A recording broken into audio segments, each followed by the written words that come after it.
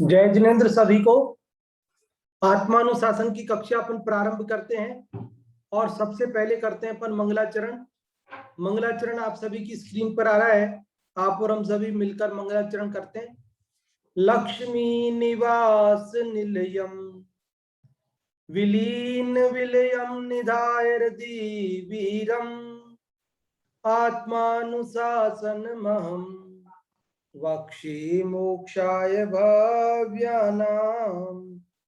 जो लक्ष्मी के निलय रूप उन अविनाशी प्रभु को उद्धार ग्रंथ रचूं आत्मानुशासन भव्य जनों को है स्वीकार, भव्य जनों को है स्वीकार। यह आत्मानुशासन नामक ग्रंथराज है। आज से लगभग 1300 वर्ष पूर्व आचार्य गुणभद्र देव द्वारा संस्कृत भाषा में इस ग्रंथराज की रचना हुई। इसमें 270 श्लोक हैं और आज हम इसका 180 नंबर का श्लोक पढ़ेंगे। अर्थात आज अपना 2/3 ग्रंथ पूर्ण हो जाएगा, मतलब 66% ग्रंथ हो जाएगा। और 179वां श्लोक जो कल अपन ने पढ़ा था, यदि आप लोगों में से कोई बताना चाहते हो कि कल हमने क्या बात पढ़ी थी संक्षेप में, या श्लोक सुनाना चाहते हो या बताना चाहते हो, तो आप रेज हैंड कर सकते हैं। और इंदिरा जी जैन गुना, आपको अनम्यूट किया है, आप बताएं। इसमें 179 नंबर के छंद में गुणभद्र आचार्य देव ने ये बताया है कि निर्जरा 2 प्रकार की होती है, सविपाक निर्जरा और अविपाक निर्जरा। तो जो सविपाक, इसमें मथानी का उदाहरण दिया है कि एक मथानी में रस्सी बंधी है तो एक तरफ से खुलती है तो दूसरी तरफ से लिपटती जाती है, तो उसमें और जो मथानी है वो घूमती रहती है। तो ये तो सविपाक निर्जरा हुई कि जितना कर्मों की निर्जरा हुई उतना ही कर्म फिर से बन गए, तो ये आगामी कर्म बंध के कारण होते हैं। तो ये किसी काम की नहीं है, ये तो सभी जीवों के स्वतः ही होती रहती है। लेकिन दूसरी आचार्य देव ने हमें अविपाक निर्जरा करने की प्रेरणा दी है, जो मथानी के जैसे रस्सी अलग ही खोल के रख दी तो फिर तो कर्मों की निर्जरा हो गई, तो वो मथानी भी नहीं घूमेगी। तो संसार, इसका मतलब कि अविपाक निर्जरा से कर्म धीरे धीरे खिर जाएंगे और संसार परिभ्रमण रुक जाएगा। तो ये अविपाक निर्जरा ही जीव के काम की है, ऐसा आचार्य देव ने कहा। हाँ जी, बहुत अच्छा आपने बताया इंदिरा जी, बहुत बहुत धन्यवाद। और रश्मि जी, आपने भी रेज हैंड किया है, आपको भी अनम्यूट कर रहे हैं, आप भी बताएं।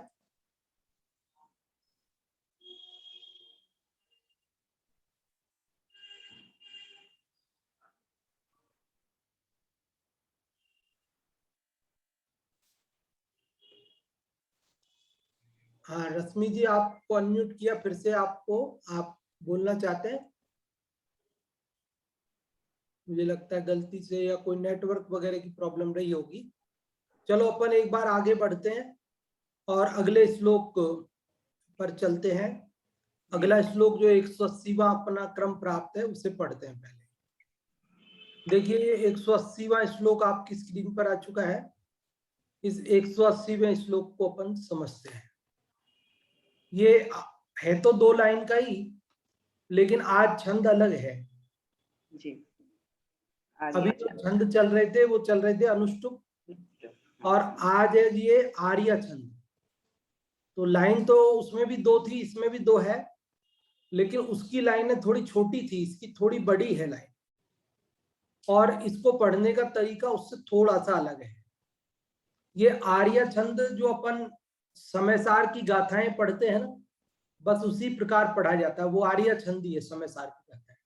जैसे अपन पढ़ते हैं ना, वंदितु सब सिद्धे धूमचल मणोवमं गदिम पत्ते, बस उसी प्रकार बोलना है इसे। रागद्वेष कृताभ्याम जंतोर्बंध प्रवृत्ति वृत्तिभ्याम तत्वज्ञान कृताभ्याम ताभ्यामेवेक्ष्यते मोक्षः। राग द्वेष भावों से युक्त प्रवृत्ति और अप्रवृत्ति से बंधते और मुक्त होते हैं तत्व ज्ञान सहित इनसे। तो इसमें क्या कह रहे हैं आचार्य गुणभद्र देव?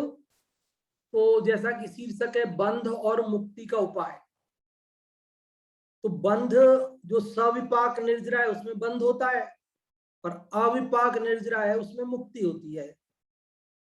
इसलिए यहाँ बताया कि बंध और मुक्ति का कारण कहें हम, चाहे हम ये कह सकते हैं सविपाक निर्जरा और अविपाक निर्जरा का कारण या उपाय क्या है, किस प्रकार से होती है, वो बात बताई गई है। कल हमने आपसे कहा भी था कि अविपाक निर्जरा का उपाय बताया जाएगा।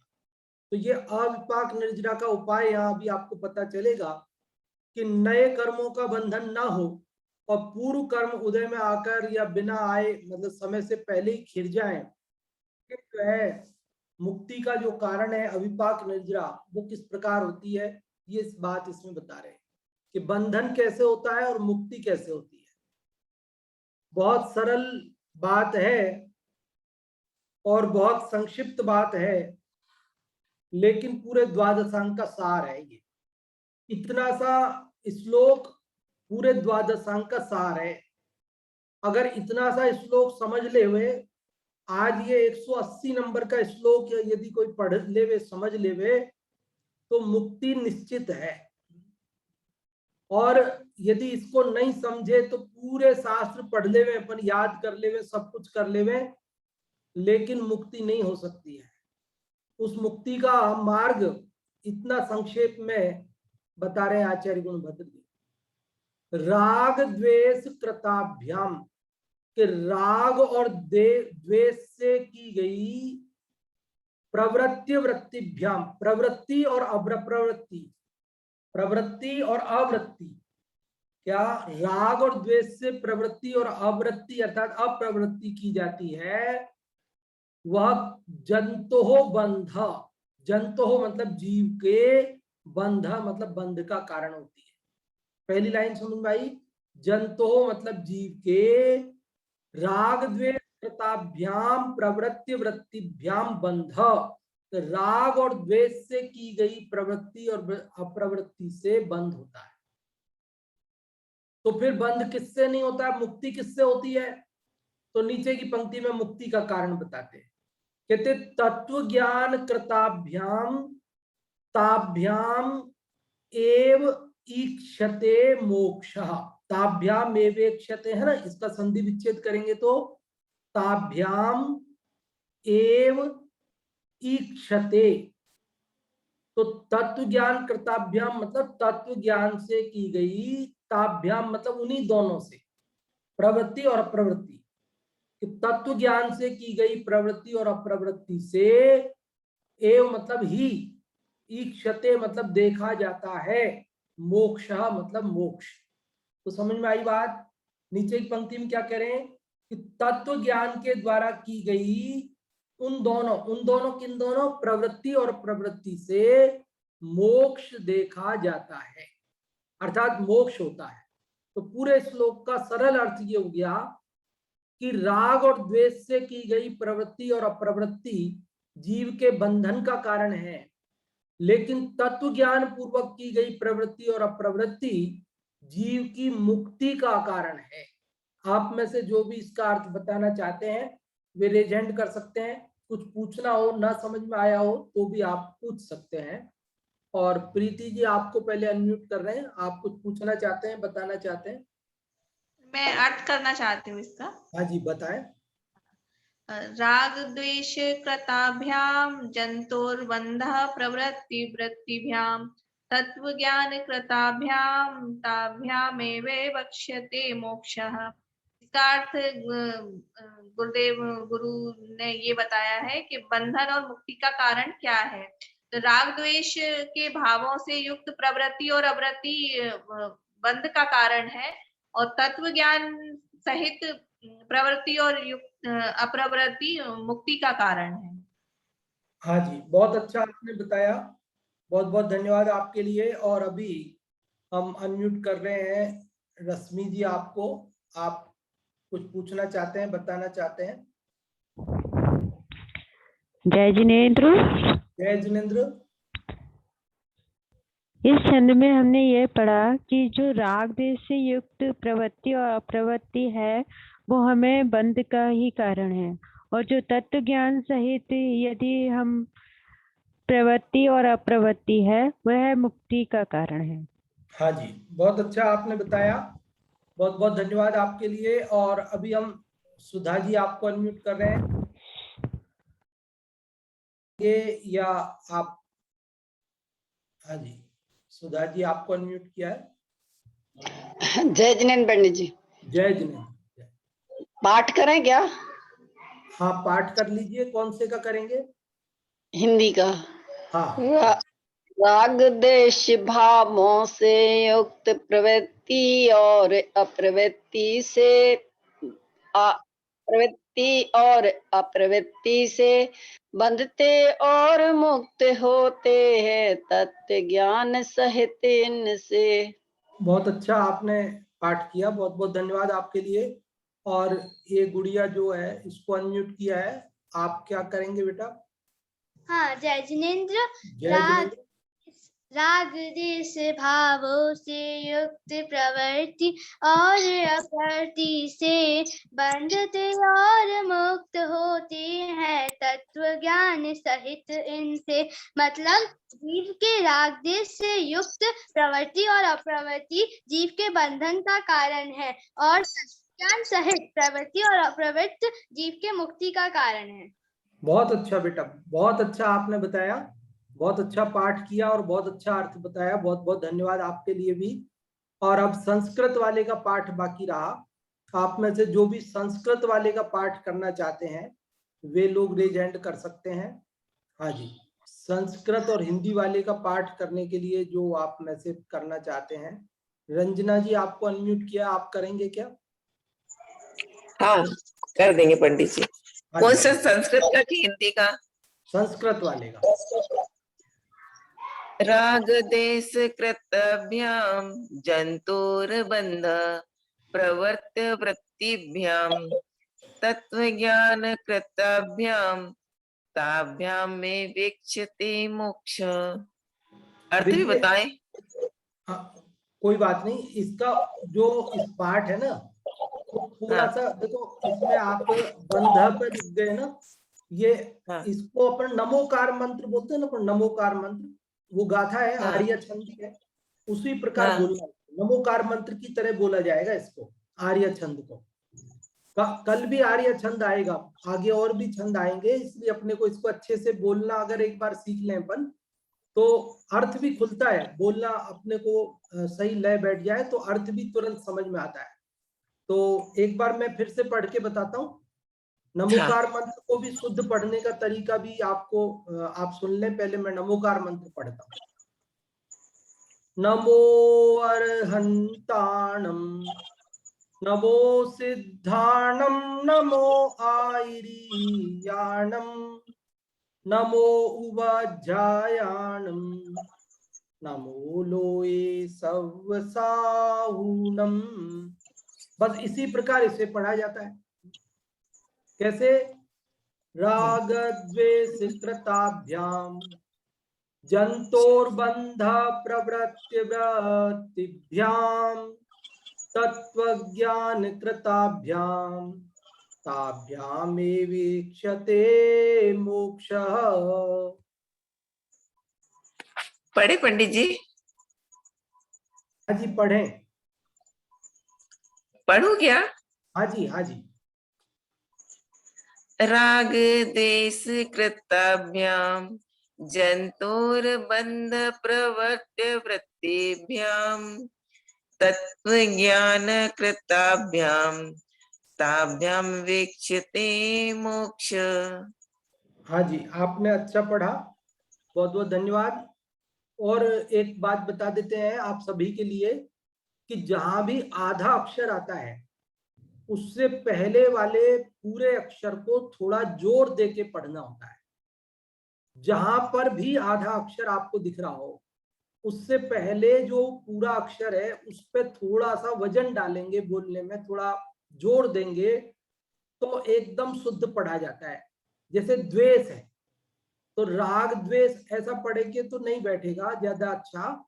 राग द्वेष, ग पे थोड़ा सा जोर दे दीजिए। राग द्वेष कृताभ्याम जंतोर्बंध प्रवृत्ति वृत्तिभ्याम तत्वज्ञान कृताभ्याम ताभ्यामेवेक्ष्यते मोक्षः। हाँ जी, बहुत अच्छा आपने पढ़ा, कोई कमी नहीं है, बस केवल और सभी को समझ में आ जाए इसलिए बताया। तो देखिए इसके अंदर क्या बात बताई गई है, बहुत ही मार्मिक बात बताई है आचार्य गुणभद्र देव ने। अभी अपन ने इसको संस्कृत से भी समझा, हिंदी से भी समझा, इसका अर्थ आप सबने भी बताया, तो अभी अर्थ तो आप सबको समझ में आ गया, लेकिन इसमें मार्मिक बात क्या बताई गई है वो हमें समझनी है। देखो क्या बात बता रहे हैं इसके अंदर ये बता रहे हैं कि बंधन कैसे होता है और मुक्ति कैसे है। तो वो बता रहे हैं कि बंधन तो होता है राग द्वेष प्रवृत्ति से, और मुक्ति होती है तत्व ज्ञान पूर्वक प्रवृत्ति से। तो हमें क्या चाहिए, हमें बंधन चाहिए कि मुक्ति चाहिए? कि यदि हमें बंधन चाहिए तब तो हम राग द्वेष पूर्वक प्रवृत्ति करें, और यदि हमें मुक्ति चाहिए तो हमें चाहिए कि हम तत्व ज्ञान पूर्वक प्रवृत्ति करें, राग द्वेष पूर्वक प्रवृत्ति ना करें। देखो यहाँ सविपाक अविपाक निर्जरा की बात चल रही थी कि कर्म का उदय आने पर नए कर्म बंधते वो सविपाक निर्जरा, और नए न बंधे वो अविपाक निर्जरा, और अविपाक निर्जरा से ही मुक्ति होती है, सविपाक निर्जरा से तो मुक्ति होती नहीं है।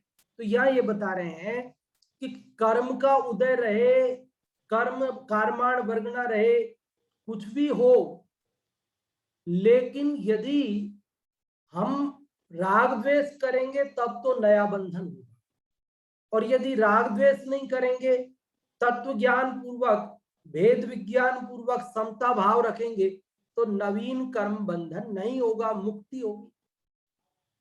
इसके लिए एक उदाहरण समय सार जी में आया है कि जैसे एक पहलवान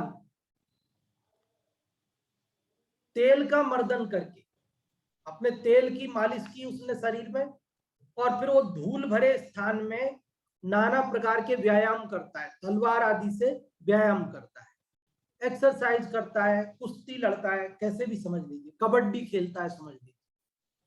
तो क्या होगा कि उसके शरीर पर धूल चिपक जाएगी। चिपकेगी नहीं चिपकेगी? चिपकेगी। और एक दूसरा पहलवान है, उसने अपने शरीर पर तेल की मालिश नहीं की, और वो भी उसी धूल भरे स्थान में खेलता है, उसी के साथ कुश्ती लड़ता है, कबड्डी खेलता है, व्यायाम करता है, जो भी समझ लीजिए। तो उसको धूल चिपकेगी कि नहीं चिपकेगी? कि उसको धूल नहीं चिपकेगी, और कदाचित थोड़ी बहुत चिपकी भी ना तो ऐसी है कि जरा सा यूं किया तो साफ झड़ जाएगी। लेकिन जिसने तेल की मालिश की है उसको क्या होगा कि उसको तो धूल अच्छे से चिपक जाएगी, और ऐसे करने पर भी छूटने वाली नहीं है, वो तो उसको साबुन आदि से ही उसको नहा करके छुड़ाना पड़ेगी। तो आप समझ गए ना। तो यहाँ पर समय सार जी के दृष्टांत में ये बात बताई थी आचार्य कुंकुम देव ने वहां पर कि देखो वो धूल बंध का कारण नहीं है। यदि धूल बंध का कारण हो तो जिसने तेल की मालिश नहीं की उसको भी बंधना चाहिए, उसके भी चिपकना चाहिए। तो व्यायाम बंध का कारण है क्या धूल चिपकने का? तो कहते हैं व्यायाम भी धूल लिपटने का कारण नहीं है। अगर व्यायाम धूल लिपटने का कारण हो तो वो उस व्यायाम वो भी कर रहा है जिसने तेल की मालिश नहीं की है। तो फिर क्या है धूल लिपटने का असली कारण? तो कहते हैं वो राग द्वेष, वो जो तेल की चिकनाई है ना, वो तेल की चिकनाई जो मालिश की उसने, उसके कारण से उसको धूल चिपक रही है। तो धूल चिपकने का कारण क्या है? चिकनाई। उसी प्रकार जीव को प्रवृत्ति और अप्रवृत्ति मतलब व्यायाम, वो क्या कर्म बंधन का कारण है? तो कहते हैं वो नहीं है। तो फिर क्या कारण है जीव के बंधन का, कर्म बंधन का? तो कहते हैं कि ये कार्माण वर्गणा से पूरा लोक भरा पड़ा है, इसलिए कर्म बनते हैं। वो कार्माण वर्गणा बंधन का कारण है क्या? तो कहते हैं धूल पड़ी है ना पूरे मैदान में, वो बंधन का कारण नहीं है, तो ये कार्माण वर्गणा भी बंधन का कारण है। फिर कौन बंधन का कारण है? तो कैसे, जैसे वहां तेल की चिकनाई बंधन का कारण थी धूल के, उसी प्रकार यहाँ राग द्वेष की जो चिकनाई है वह जीव के कर्म बंधन का कारण है। तो आप समझे होंगे, इस दृष्टांत से, बहुत सरल दृष्टांत है, आपने अनेक लोगों ने अनेक बार इस दृष्टांत को सुना भी होगा। तो यहाँ इस श्लोक में भी आचार्य गुणभद्र देव ने यही कहा कि जब जीव राग द्वेष पूर्वक प्रवृत्ति करता है, मतलब ये समझ लीजिए पूर्व कर्म के उदय में राग द्वेष करता है, तो क्या होता है? सविपाक निर्जरा, नए कर्म बंध जाते हैं। और जब पूर्व कर्म के उदय में वह राग द्वेष नहीं करता, तत्व ज्ञान पूर्वक समता भाव से रहता है, भेद ज्ञान करता है, अपने को उस उदय का ज्ञायक मात्र समझता है, उसमें राग द्वेष नहीं करता है, तो उसको बंधन नहीं होता है, उसके मुक्ति होती है, अविपाक निर्जरा हो जाती है, कर्म तो झड़ गए और नए बंधे। तो आप समझ गए होंगे इस बात को। तो बंधन का कारण असली क्या है? तो कह रहे वो राग द्वेष है, वही असली बंधन का कारण है।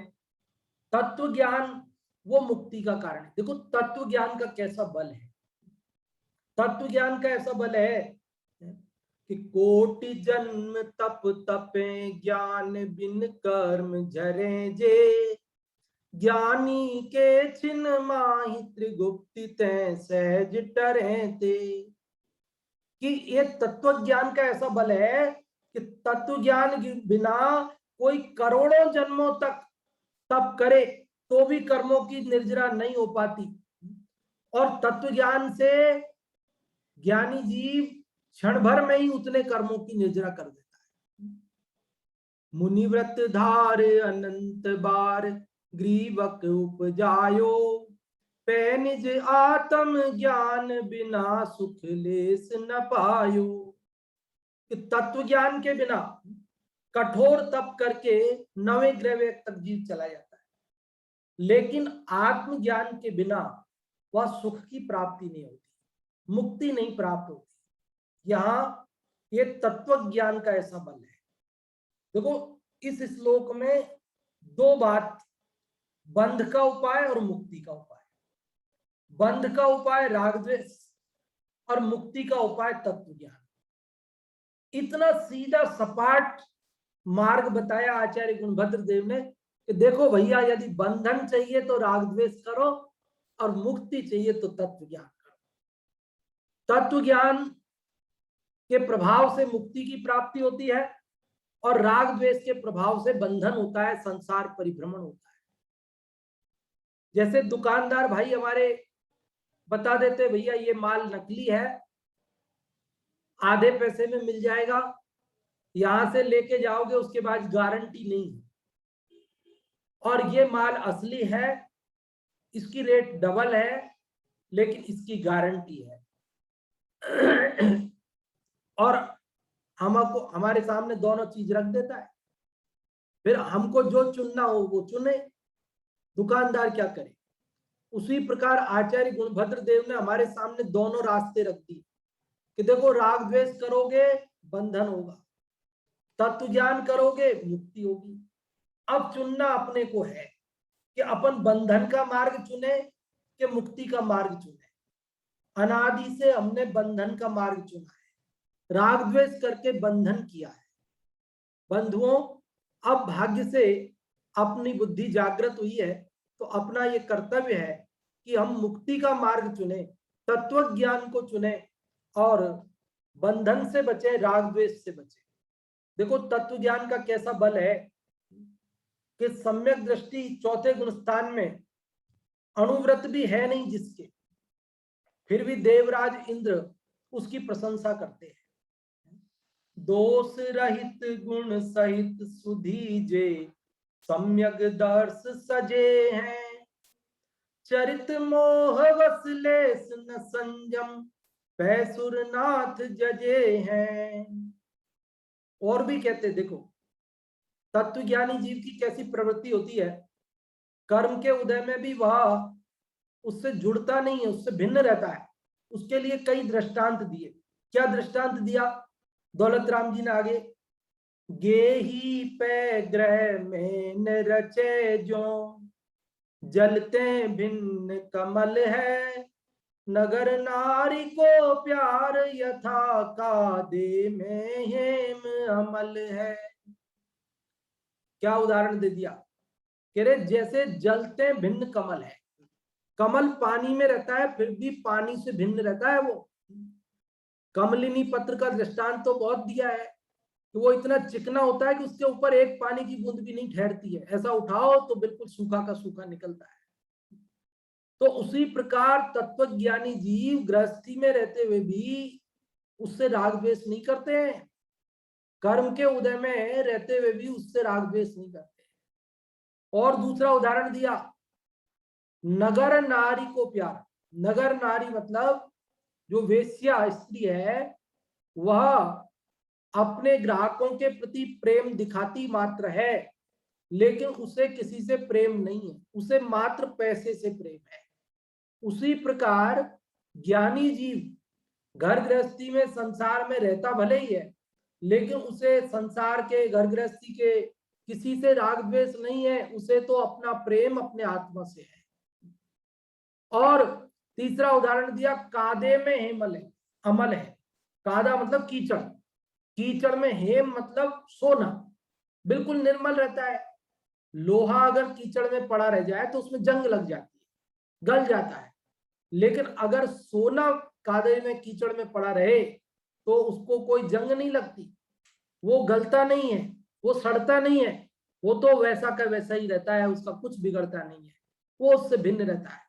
उसी प्रकार ज्ञानी तत्वज्ञानी जीव वह कर्म के उदय से, संयोगों से, सबसे अपने को न्यारा, अपने को भिन्न अनुभव करता है, वह उनसे जुड़ता नहीं है, इसलिए वह बंधन को प्राप्त नहीं होता, वो मुक्ति को प्राप्त होता है। और तत्वज्ञान की महिमा गाते हुए और भी बात तो इतनी कह दी गई जो जगत में बहुत ज्यादा चर्चा का विषय रहती है कि ज्ञानी के भोग भी निर्जरा के हित में, कि ज्ञानी के भोग भी निर्जरा के। अब यहाँ पर कई लोग तो इसका अर्थ नहीं समझते हैं, तो वे उसको अन्यथा ग्रहण करते हैं। वे समझते हैं भोगों से निर्जरा हो रही है। अरे भैया, भोगों से निर्जरा नहीं हो रही, वो तो ज्ञान का बल दिखा रहे हैं, सम्यक्त्व का बल दिखा रहे हैं ज्ञानी का। वो कह रहे हैं देखो ज्ञान का बल, कि वो भोगों के बीच रहते हुए भी उसके निर्जरा चालू रहती है। उसके निर्जरा चालू रहती है मतलब वो भोगों से निर्जरा होती है ऐसा नहीं, भोग रहा है उतना तो बंधन है, लेकिन भोग के काल में भी जो उसको दर्शन मोह और अनंतानुबंधी संबंधी चारित्र मोह की प्रकृतियां गई है, तो तत्संबंधी बंध उसको नहीं होता है। जो अज्ञानी को अनंतानुबंधी का बंध हुआ करता था, जो दर्शन मोह संबंधी बंध हुआ करता था, अब ज्ञानी होने पर वो भोगों में भले बैठा हो तो भी उसे वो दर्शन मोह संबंधी बंध नहीं होता, उसे चारित्र मोह की जो अनंतानुबंधी प्रकृति है उस संबंधी बंध नहीं होता। इसलिए कहा उसके निर्जरा है। हर एक के 148 प्रकृतियों में से बताया ना, बंध विच्छित्ति हो जाती है। चौथे गुणस्थान में इतनी प्रकृतियां बंधना बंद हो जाती है, पांचवे में इतनी, छठे में इतनी, तो वो उतनी प्रकृतियां जितनी उसके बंधन का अभाव हो गया ना, तो उतनी अभाव हो गया, बस उस अपेक्षा से उसको निर्जरा कहिए। बाकी कोई ये समझे कि भोगों से निर्जरा होती है, ऐसा नहीं, ये स्वच्छंदता है यदि कोई ऐसा समझे। लेकिन ज्ञान का, वैराग्य का ऐसा बल है कि भरत जी घर ही में वैरागी, कि भरत जी को ज्ञान वैराग्य का ऐसा बल था कि घर गृहस्थी में और पूरे 6 खंड के राज्य के बीच में रहते हुए भी उससे राग द्वेष नहीं था, उससे भिन्न थे। अब वो जगत को समझ में नहीं आता कि ज्ञानी को कैसे भोग निर्जरा के कारण है, कैसे उसको बंध नहीं हो रहा है। तो आपने ये भी कहानी सुनी होगी कि एक बार एक भाई ने ऐसा कह ही दिया वहां भरत जी के संबंध में कि ऐसे कैसे भरत जी घर में बैरागी है, हम तो नहीं मानते भरत जी घर में बैरागी है। अरे 96,000 रानियों के बीच में बैठे हैं, ऐसे कैसे बैरागी है, हम कैसे बैरागी मान लें। तो उन्होंने कहा कि आओ हम दिखाते हैं कैसे बैरागी है। तो उन्हें कहा कि सैनिक से कहा कि देखो इनको हमारा पूरा वैभव दिखाओ। रनिवास में अन्य किसी का प्रवेश नहीं है, वहां नौकर भी रखे जाते हैं तो पुरुष नौकर नहीं रखे जाते हैं, नपुंसक नौकर रखे जाते हैं, कंचुकी वगैरह जो होते हैं ना उनको रखा जाता है। तो ऐसा सब उनके जो खजाने हैं वहां हर कोई नहीं जा सकता है। लेकिन उन्होंने कहा इसको सब दिखाओ, हमारा खजाना भी दिखाओ, रनिवास भी दिखाओ, सब दिखाओ, हमारा पूरा वैभव दिखाओ। और शर्त यह है कि इसके हाथ में एक तेल का भरा हुआ कटोरा दे दो, फुल भर के रखना, एक बूंद भी जिसमें और न समाये ऐसा भर के। और सब देखो भैया, लेकिन ध्यान रहे इस तेल के कटोरे में से एक भी बूंद तेल फैलना नहीं चाहिए।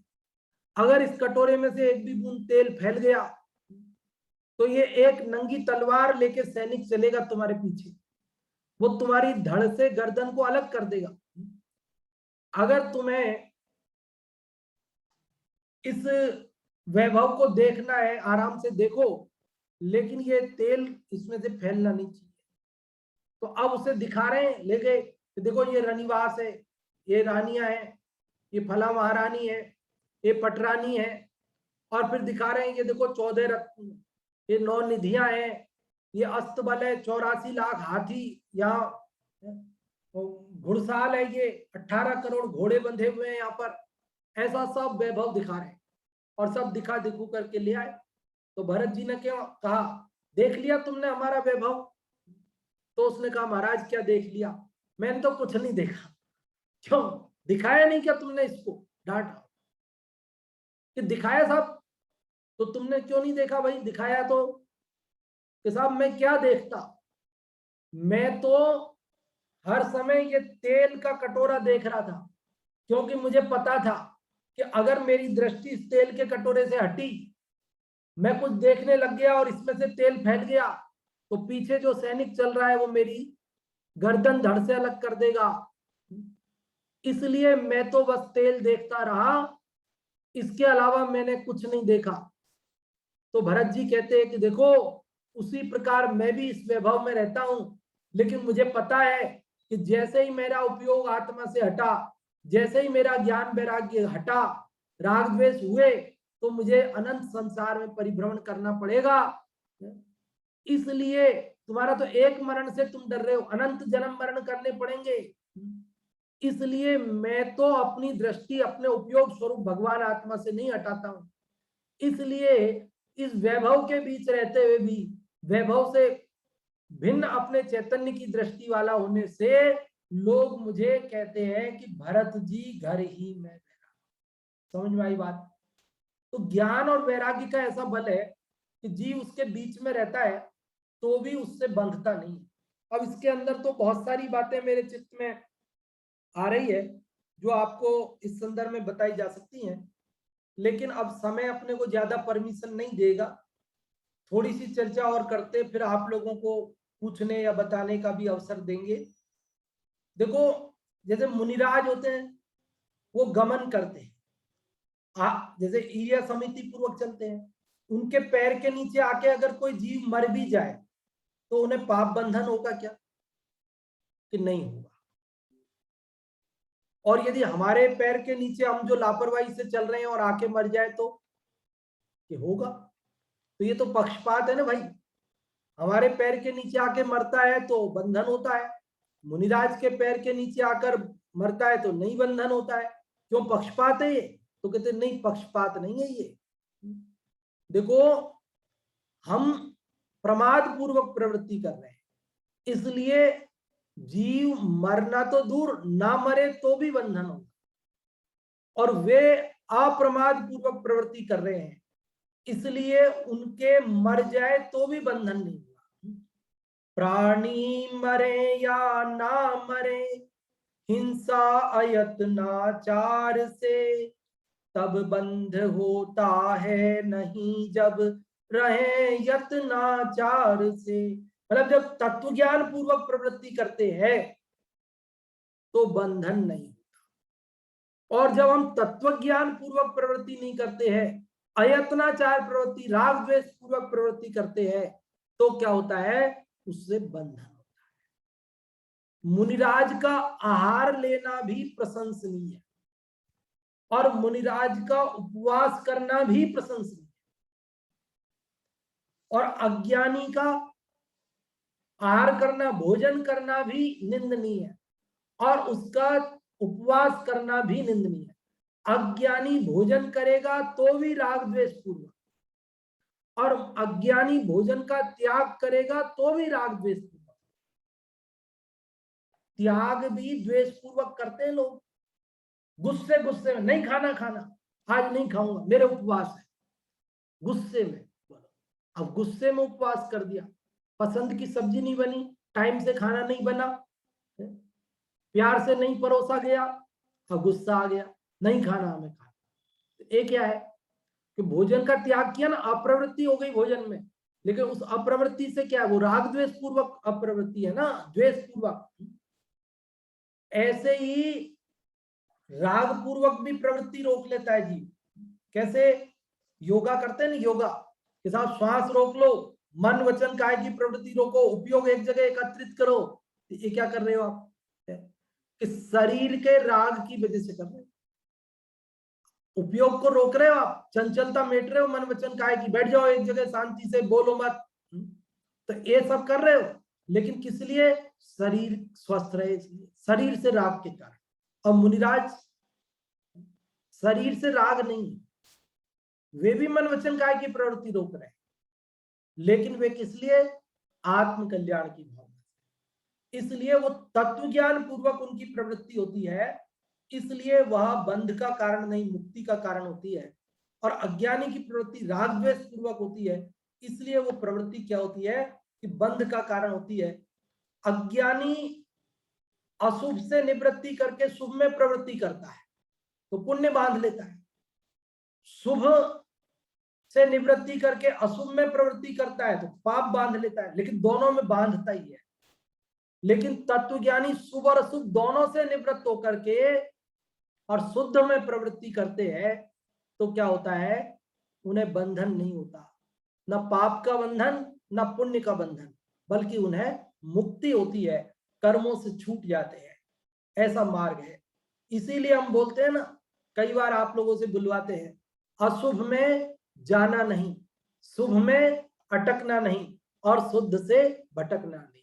क्योंकि अशुभ में जाएंगे तो पाप बंधन होगा, शुभ में अटक गए तो पुण्य बंधन होगा, और शुद्ध में प्रवृत्ति करेंगे तो ही मुक्ति होगी, तो ही बंधन से छुट्टी होगी।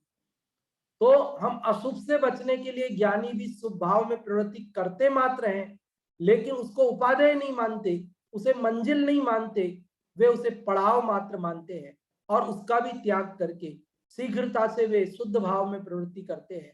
इस प्रकार से वे मुक्ति को प्राप्त करते हैं।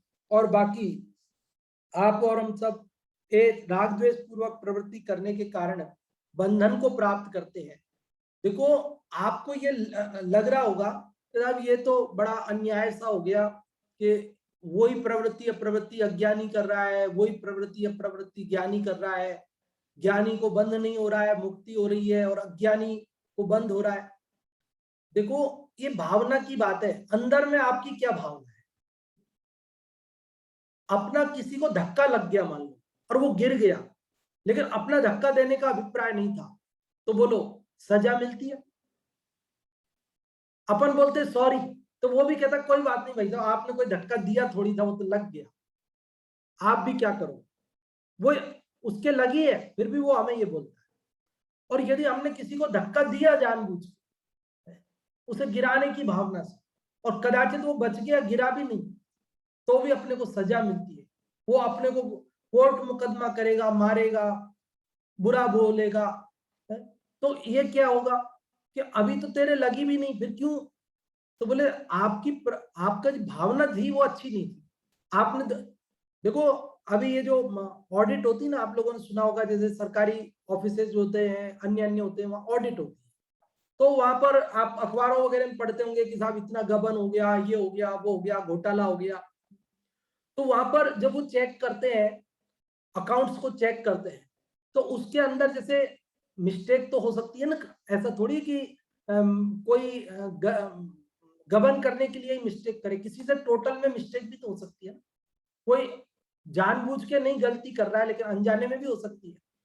तो वहां वो चेक करने वाले इस बात को देखते हैं कि ये बोनाफाइडली मिस्टेक है या मेलाफाइडली मिस्टेक है, मतलब सदाशयता पूर्वक कार्य करते हुए भी मिस्टेक हुई है या दुर्भावना पूर्वक कार्य करते हुए ये मिस्टेक हुई है।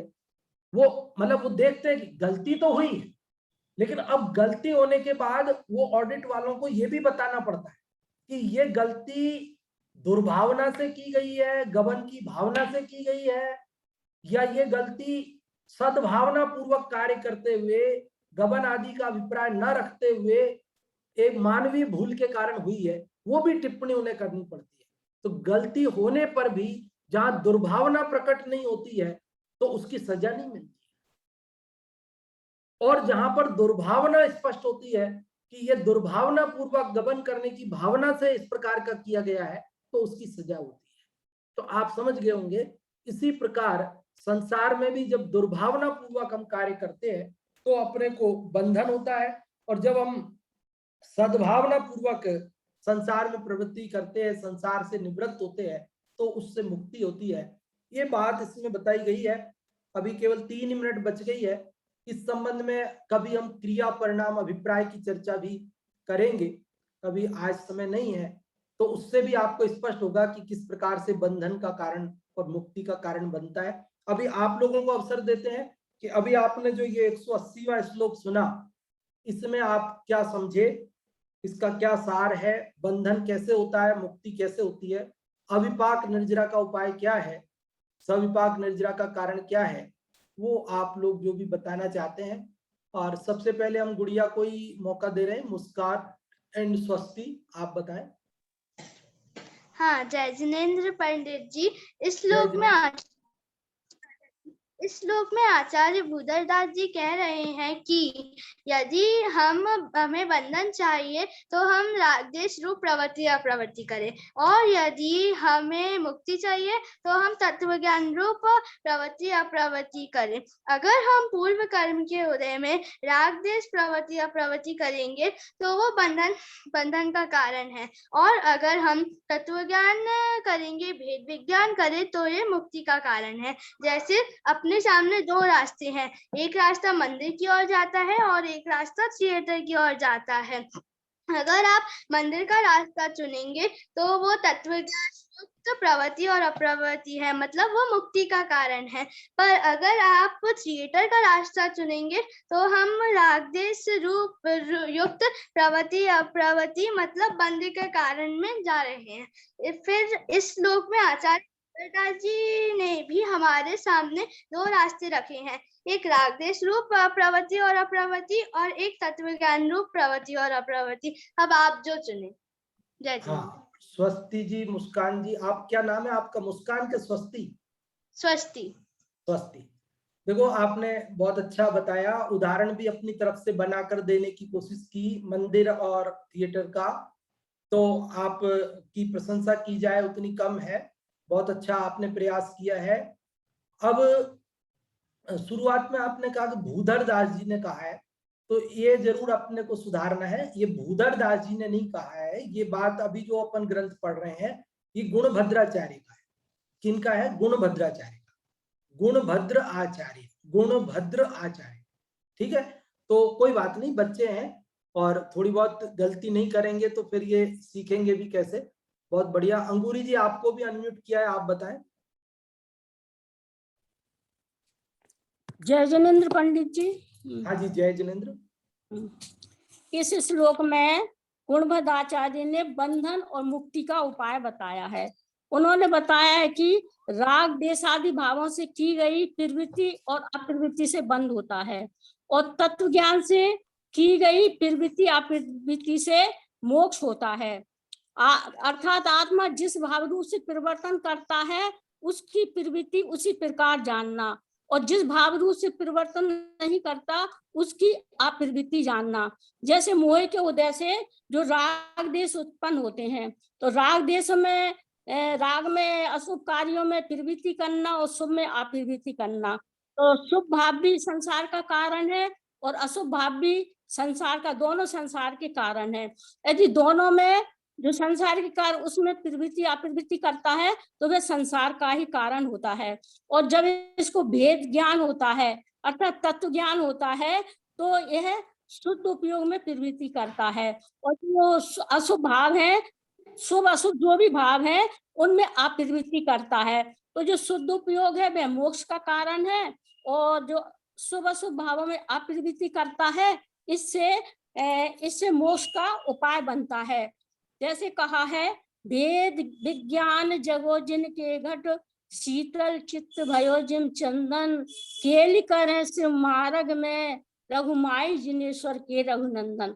मतलब जिसके अंदर भेद ज्ञान प्रकट हो गया है उसका मन समता रूपी हो गया है और वह मोक्ष मार्ग में आनंद रूप मनाता है और वह जिनेश भगवान का लघुनंदन है। जैसे कोटि जन्म तप तपे ज्ञान बिन कर्म झरे जे, ज्ञानी के छिन्माई त्रिगुप्ति ते सहज टरे थे। यदि भेद ज्ञान के बिना या आत्मज्ञान के बिना हम करोड़ों वर्षों तक भी तप करें तो वह कार्य नहीं है, मुक्ति का कारण नहीं है। इसलिए हमें शुद्ध उपयोग में प्रवृत्ति करना चाहिए और शुभ भावों में अप्रवृत्ति करना चाहिए। यही मोक्ष का उपाय है। हाँ जी, बहुत अच्छा आपने बताया, बहुत बहुत धन्यवाद। और अब समय हो गया अपना पूर्ण, अगले श्लोक की चर्चा अपन कल करेंगे और उसमें भी महत्वपूर्ण सार रूप में बात ये आएगी कि पाप का बंधन कैसे होता है, पुण्य का कैसे होता है और मुक्ति कैसे होती है। तो उसकी चर्चा अपन कल करेंगे। अभी आमंत्रित करते हैं पंडित जी साहब को। नाटक समय सार जी की सुंदर कक्षा चलती है, उसके लिए पंडित जी कोटा से जय कुमार जी साहब पधारें और नाटक समय सार जी की कक्षा प्रारंभ करावें। बहुत बहुत धन्यवाद पंडित खेमचंद जी साहब। आत्मानुशासन ग्रंथ की चर्चा बहुत सुंदर आपकी चल रही है और अब यहाँ अपन नाटक समय सार जी की कक्षा प्रारंभ करते हैं।